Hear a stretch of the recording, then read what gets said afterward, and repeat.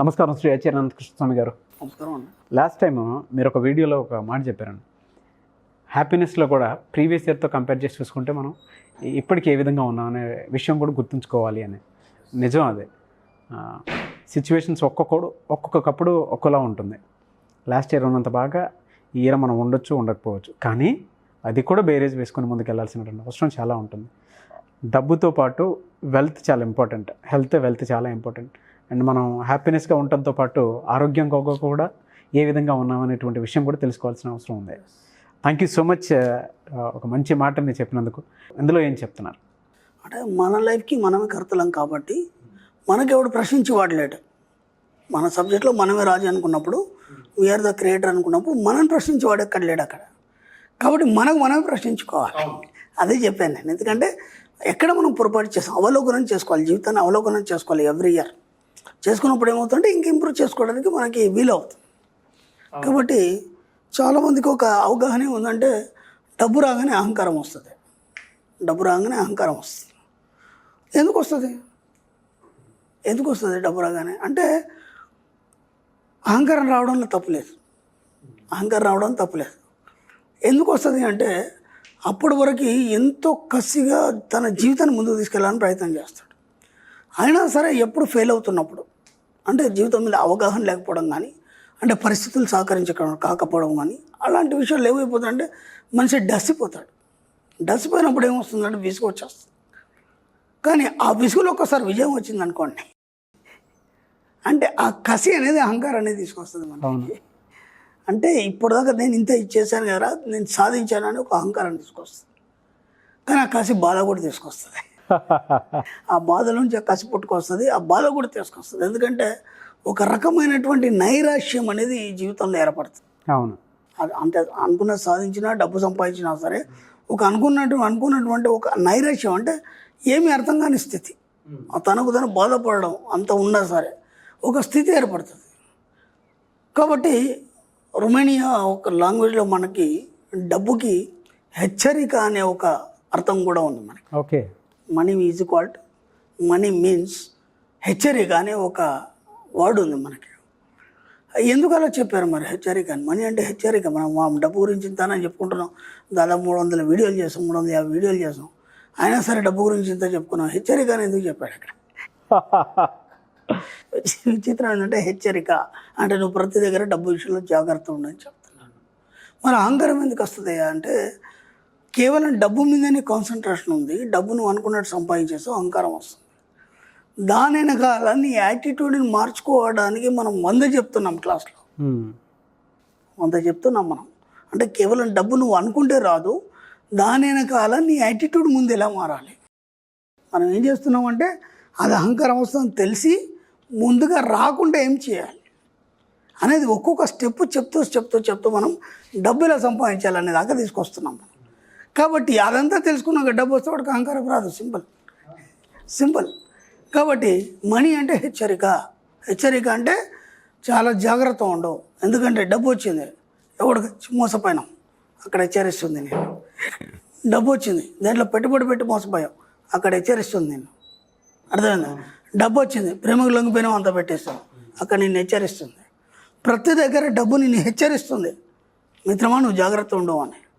నీకు ఎప్పుడు అలా నువ్వు మిస్ అయిపోతావు, దాన్ని ఎలా అలా చేసుకుంటున్నావు అంటే దాని యొక్క స్వరూపం తెలియనప్పుడు, దాని గురించి పొరితే తెలుసుకోనప్పుడు అలా నువ్వు మోసపోవడం జరుగుతుంది. కానీ మనం క్లాస్లో మనం ఏం చెప్తామంటే ప్రతిదీ కూడా డబ్బు యొక్క వాల్యూ ఏంది, అక్కడి దాకా రావడానికి నీ యాటిట్యూడ్ ఎన్ని రకాలుగా మార్చుకోవాలి. అంటే నువ్వు ఉన్న స్థితి నుంచి నువ్వు ఎక్కడి వరకు దిగజారాలి అంటే మనకు కొన్ని స్టెప్స్ ఉన్నాయి. ఆ స్టెప్స్లో first surrender. Okay, first surrender. మీరేం కావాలి, ముందు సరెండర్ అయిపోవాలి. ఓకేనా? దేనికి సరెండర్ అయిపోవాలి? నువ్వు నమ్ముకున్న సిద్ధాంతానికి కానీ, లేకపోతే నీ లక్ష్యానికి కానీ, నువ్వు పెట్టుకున్నటువంటి ఏదైనా సరే దానికి ముందు లొంగిపోవాలంటే దానికి నువ్వు ఎప్పుడైనా ఏ టైంలో అయినా సరే నువ్వు ఏదైనా చేయగలగాలి.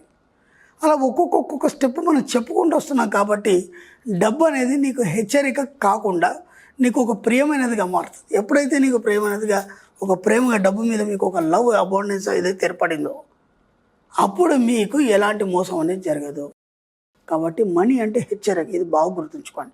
ప్రతి దగ్గర మీకు హెచ్చరిస్తూ ఉంటుంది. కాబట్టి మనీ వస్తే నీకు అహంకారం వస్తుంది, అహంకారం వల్ల నువ్వు చెడిపోతావని మన పెద్దలు ఎంతోమంది చెప్పారు. అవును. కానీ మనకు అది అర్థం కాలేదు, ఎందుకు అహంకారం వస్తుంది. ఇప్పుడు చాలామంది మనీ మంత్ర సభ్యులు వాళ్ళే సంపాదిస్తున్నారు, వాళ్ళకి అహంకారం ఎందుకు రాలేదు? కంటిన్యూ సంపాదిస్తున్నారు, మళ్ళీ లాస్ కూడా కాలేదు వాళ్ళు. ఎందుకంటే వాళ్ళ యాటిట్యూడ్ కంప్లీట్గా మారిపోయింది. చాలామంది చూస్తాను, నా క్లాస్లో వచ్చిన వాళ్ళు బాగా సంపాదించే వాళ్ళని చూస్తాను. నిజంగా వాళ్ళు ఎంత సిన్సియర్గా ఉంటారంటే అసలు వాళ్ళకి ఏం సంబంధం లేనట్టు వచ్చి ఒక పక్కన కూర్చుంటారు. ఓకే, నాతో కూడా మాట్లాడరు. నేను సామాన్యంగా నేను ఎవరితో మాట్లాడు, వాళ్ళు నాతో కూడా మాట్లాడరు. వచ్చేసి నమస్కారం చేస్తారు, ఒక పక్కన కూర్చుంటారు. అంత సంపాదించిన వ్యక్తిలాగా కూడా ఉండారు, సింపుల్గా, నీట్గా, స్మార్ట్గా. వాళ్ళు ఎంత సేవలు చేస్తారంటే ఫస్ట్ నువ్వు చేసే సేవల వల్ల నీకు అహంకారం అనేది చచ్చిపోతుంది. బాగా గుర్తుంచుకోండి. సేవలు ఎందుకు చేయమంటున్నావు అంటే నువ్వు సంపాదించిన డబ్బు ద్వారా సేవలు చేయాలి. సేవలు చేయడం వల్ల నీకు అహంకారం చచ్చిపోతుంది. అవును. ఓకే, రెండు, నీ యాటిట్యూడ్ మార్చుకోవాలి. అంటే డబ్బు వచ్చినప్పుడు నువ్వు ఎలా ప్రవర్తించాలి అనేది ముందే చెప్పేస్తాం మనం. ఆ ప్రవర్తించడంలో అహంకారం లేదు ఎక్కడ కూడా. అర్థమైందా? మీ యొక్క జీవన సరళి ఎలా మార్చుకోవాలని చెప్తాం.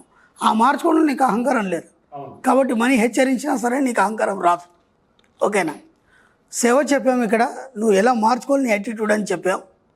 దాంతోపాటు నీ వాళ్ళతో నువ్వు ఎంతవరకు ఉండాలి అంటే, నీ వాళ్ళతో అంటే నీ ఫ్యామిలీ కావచ్చు, నీ ఫ్రెండ్స్ కావచ్చు, సమాజం కావచ్చు, ఏదైనా కావచ్చు, వాళ్ళతో ఎంతవరకు ఉండాలి అంటే ఎంతవరకు ఎందుకు ఉండాలని చెప్తున్నాం మనం. ఎంతవరకు ఉంటే నువ్వు కరెక్ట్గా ఉండగలుగుతావు. ఆ లిమిట్ దాటినా మళ్ళీ ఇది పోతుంది, మళ్ళీ హెచ్చరిస్తుంది నీకు డబ్బు. మనీ అంటేనే హెచ్చరిక కాబట్టి అక్కడ మళ్ళీ హెచ్చరిస్తుంది, నాయన నువ్వు ఇలా చేస్తున్నావు జాగ్రత్త. కాబట్టి నీ వాళ్ళతో ఎలా ఉండాలి, సమాజంతో ఎలా ఉండాలి, నీ యాటిట్యూడ్ని ఎలా మార్చుకోవాలి, నీ సేవ ఎలా చేయాలి. వీటన్నిటికంటే చాలా ముఖ్యమైనది ఏంటంటే ప్రతి దాని దగ్గర నువ్వు కృతజ్ఞత కలిగి ఉండాలి. అవును. కృతజ్ఞత అనేది ఏదైతే ఉందో, యాటిట్యూడ్ అనేది, అది ఎప్పుడైతే కలిగి ఉంటుందో నీకు అహంకారం రమ్మన్నా రాదు. కాబట్టి డబ్బు వస్తే నీకు అహంకారం ఎలా వస్తుంది? రాదు. కాబట్టి మన సబ్జెక్ట్లో డబ్బు వస్తే అహంకారం వస్తుంది అన్న మాటను తీసేయండి. అలాంటిది ఏం లేదు. డబ్బు వస్తే ఇంకా వాడి యాటిట్యూడ్ మంచిగా మారుతుంది. ఎంత డబ్బు వస్తే అంత ఎక్కువ సేవ చేయగలుగుతాడు. దానివల్ల చాలా ఉపయోగాలు ఉన్నాయి సేవ చేయడంలో. సమాజానికి ఉపయోగమే, చుట్టుపక్కల వాళ్ళకి ఉపయోగమే. ఒక మంచి యాటిట్యూడ్ ఏర్పడడానికి అదొక మనకు మార్గం అది. కాబట్టి ఎక్కడ కూడా డబ్బు వస్తే అహంకారం వస్తుంది, డబ్బు వస్తే వాడు మారిపోయాడు, ఇలాంటి మాటలు ఎప్పుడు కూడా మాట్లాడకండి.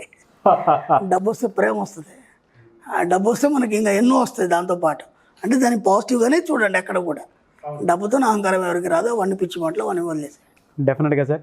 కానీ మీరు చెప్పినటువంటి చాలామంది అది గుర్తించరు. డబ్బు వచ్చిన తర్వాత వాడికి అహంకారం వచ్చిందనో, డబ్బు వచ్చిన తర్వాత ఇంకోటి వచ్చిందని చెప్పేసి వెంటనే రాయి వేసేస్తారు. తప్పది, చాలా తప్పు. అట్లాంటిది అటిట్యూడ్ మారింది. నేను నాకు తెలిసి మా బంధువుల ఇంటికి, ఒక ఫ్రెండ్ వాళ్ళ ఇంటికి వెళ్ళాను. నిజంగా చెప్పాలంటే వాళ్ళు నాతో మాట్లాడడానికి భయపడుతున్నారు. ఎందుకంటే వాళ్ళు ఇప్పుడు నా టీవీలో చూసి కానీ లేకపోతే నా యొక్క ఇవన్నీ చూసి కూడా వాళ్ళు నేను ఎక్కడికో వెళ్ళిపోయినాడు, అసలు ఆయనతో మనం ఎలా మాట్లాడాలంటు. నేను వద్ద దగ్గర ఒక టీ ఇవ్వరా, నాకు కనీసం నీళ్ళు ఇవ్వరా అన్నాను. లేదా ఇస్తాను. అప్పుడు రాగానే ఎంత చక్కగా మాట్లాడేది, ఇప్పుడు ఎందుకు భయపడుతున్నావు నాతోనే అంటే, ఉంది కదా నువ్వు చాలా మార్పు వచ్చింది కదా నీ జీవితంలో. అది మార్పు వస్తే నేను అప్పుడు ఎలా ఉన్నాను అప్పుడే ఇలాగే ఉన్నాను కదా. మీ ఇంటికి అలాగే వచ్చి అలాగే కుర్చీలో కూర్చున్నాను, నేను అట్టా నిల్చోలేదు కదా. మీతో అలాగే మాట్లాడుతున్నాను, మీరెందుకు అలా అనుకుంటున్నారు అంటే విచిత్రం ఏంటంటే ఏటి వాళ్ళే ఊహించేసుకుంటారు అనమాట. వాళ్ళు డబ్బు వచ్చింది, అహంకారం వచ్చేసి మేము వచ్చేసినాయని వాళ్ళతో ఎలా ఉండాలని ఏటి వాళ్ళే ఊహించుకుంటున్నారు. అట్లాంటివి ఏమి ఉండవు. ఎంత సింపుల్ ఉంటారు. పెద్ద పెద్ద ధనవంతులు చూశాను, గొప్ప గొప్ప వాళ్ళని చూశాను. అట్లా కార్లో వెళ్తారు, ఆ పక్కన రోడ్డు పక్కన ఒక బడ్డీ కొట్టు ఉంటుంది, అక్కడ ఆగా నిల్చొని సరదాగా మామూలు మనుషులాగానే ఉంటారు వాళ్ళు. కానీ మన వాళ్ళు అనుకుంటారు అనమాట వీళ్ళు ఏదో మారిపోయాను. నేను అప్పుడు ఎలా ఉన్నానో వాళ్ళ ఇంటికి వెళ్ళినప్పుడు ఇప్పుడు అలాగే ఉన్నాను. కానీ వాళ్ళు నన్ను చూసేయాలనుకుంటే నేనేం చేయాలి? నేను ఉదయం నాకు కాసింత టీ పెట్టిస్తారా లేదా, చాలాసేపు నేను బయట తాగేది మన ఇల్లు ఉంది కదా నేను వచ్చాను. అప్పుడు ఆమె ఫ్రీగా మామూలుగా మాట్లాడగలిగాను. వాడు కూడా మా ఫ్రెండ్ అంటున్నాడు, అరే నువ్వు ఇలా మారిపోయావు అనుకున్నాను, నువ్వు మామూలుగానే ఉన్నావు కదా అని. ఎవరైనా అలాగే ఉంటారు. ఎయిటి వాళ్ళు అనుకుంటే మనం ఏం చేస్తాం. అంతే. Thank you so much Shri Acharya Anantakrishna Swami గారు. Thank you very much.